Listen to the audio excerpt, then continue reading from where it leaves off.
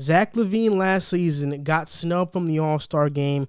This season, he came back better, but I don't know how much better you can come back from a season where you're averaging 25 points per game and get snubbed from the All-Star game.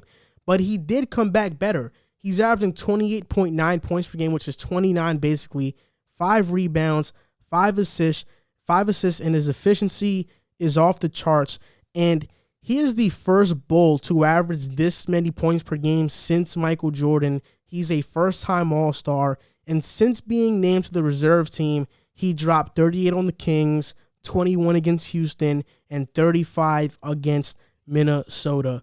Is Zach Lavine finally getting the recognition that he deserves? Yeah, he's awesome, and he's been awesome for a couple of years now. I don't know if he's been awesome, but he's been really good for a couple of years now, and I think he's kind of gotten stuck in that narrative that you can't be a good player on a losing team, but he's been really good, and the fact of the matter is the Bulls have not put a winning product around him, and he's really grown over the past couple of years. He's become a pretty good defender. He has incredible athleticism, and to me, what's been really impressive this year is his efficiency. He's upped his efficiency so much from last year, and although, like I said, it has not translated in the win column, I don't think that should take away from what he's been doing, because when we talk about Bradley Beal, I think a lot of people overrate him because I've heard people that have him in the top 10 in the league right now. I'm not saying that Zach Lavine is that, but Zach Lavine hasn't even been thought of at an all-star level the past couple of years, and I think he's more than deserving of the all-star nod. I agree. In the month of February, he's averaging 31 points per game, 5 rebounds, and 5 assists. Unlike Bradley Beal, and I don't want to throw too much shade, but the Chicago Bulls are winning, and I'll be fair, the Washington Wizards have been winning recently. They just went on a 5-game win streak before they lost to the Clippers the other night. But right now, Chicago is the 6th seed in the Eastern Conference. They are 15-16, 1 game below 500. In all fairness, if they were in the West, they wouldn't even be in the playoffs. But because this is the East, they are in the playoffs. And I think it's just showing that Billy Donovan finally getting a good coach, and Billy Donovan coming to Chicago has helped not only Zach Lavine tremendously, but has helped out that entire team. We've seen the leap that Kobe White has taken this season. Patrick Williams looks like a solid rookie. Laurie was playing really well before he went down with an injury, and so was Wendell. But all in all, I think the Bulls finally have a good coach in Billy Donovan. Before this, it was Jim Boylan and who else? Fred Hoiberg. I think his name was Fred Hoiberg. They haven't had good coaching, and finally Zach Lavine has some good coaching, and from a guy who was labeled as a dunker early on in his career, won a dunk contest, that's a label he had put on him, then gets an injury, a torn ACL, gets traded to Chicago in that deal for Jimmy Butler, and has ascended into this type of player.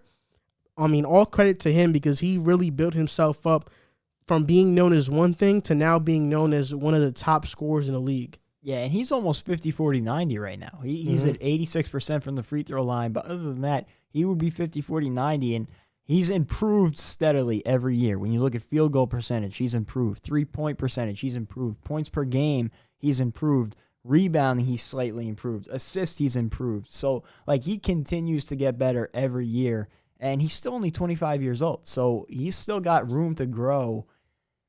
I've been really impressed, and I think that people don't understand the level that he's on because he's been on losing teams. But the fact of the matter is, if you put him in a situation like Devin Booker's in right now with Chris Paul, I think he could be just as successful.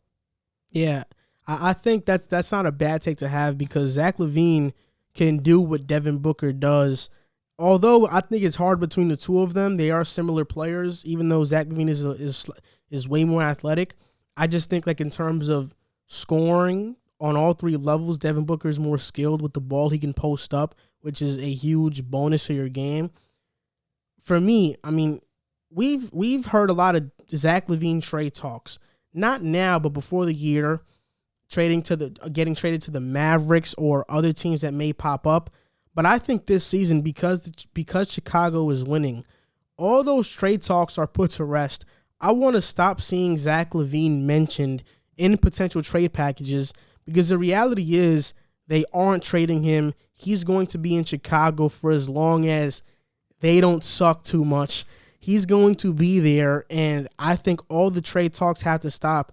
And something that you mentioned that I want to talk a little bit more in depth about is Zach Lavine versus Bradley Beal. Because we know Zach Lavine is averaging 33 in Washington. Zach Lavine's averaging 29 in Chicago. But that's not a huge gap. That's a 4-point gap, and one team is winning, the Bulls, and one team is losing, the Wizards. Because of that, I mean, right now, who do you think is a better player, Zach Lavine or Bradley Beal? I might give the slight edge to Bradley Beal. He's older. He's a bit more refined, as like you were talking about with Devin Booker, as an all-around scorer. I think when it comes to athleticism, you give Lavine the edge. I don't think they're that different of players, and it's kind of what I was alluding to when I said if you put him in Devin Booker's shoes, he could be doing something similar. If you gave him the amount of shots that Bradley Beal was taking, I think he could be having a similar year that Bradley Beal was having, but that's not the most conducive thing for the Bulls right now. You know, I'm high on Zach Lavine. I think he will be better in the long run than Bradley Beal, but right now I would give the slight edge to Beal. I can respect that. Personally, for me, I would take Zach Lavine just because he has that athletic ability, and because he is taller, he can defend at a better level. I think Bradley Beal's game is phenomenal. He's an elite offensive scorer, but so is Zach Lavine. It's really hard to pick between the two. Instead of giving the edge to one guy, like I would rather take Lavine, but in terms of where they are in terms of players, I think they're about like at the same caliber and level. Like you really can't go wrong with either one. I would agree with that. I would definitely agree with that. And I was talking about it a couple of episodes ago when we were talking about Donovan Mitchell and how he's only scoring, I think it's like 24 points a game. It might be up a little bit now, but you know, people look at that and might wonder why he's not scoring as much. He's on a winning team where he's splitting the load with Mike Conley, Jordan Clarkson, even Rudy Gobert chips in. They have a really deep team where the scoring is spread. And I think that level of shooting guards, there's a lot of similarity, and people look at it differently because of what a team's doing in the win and loss column. I think a lot of those guys are more similar than we like to think just because of the results that their teams end up having.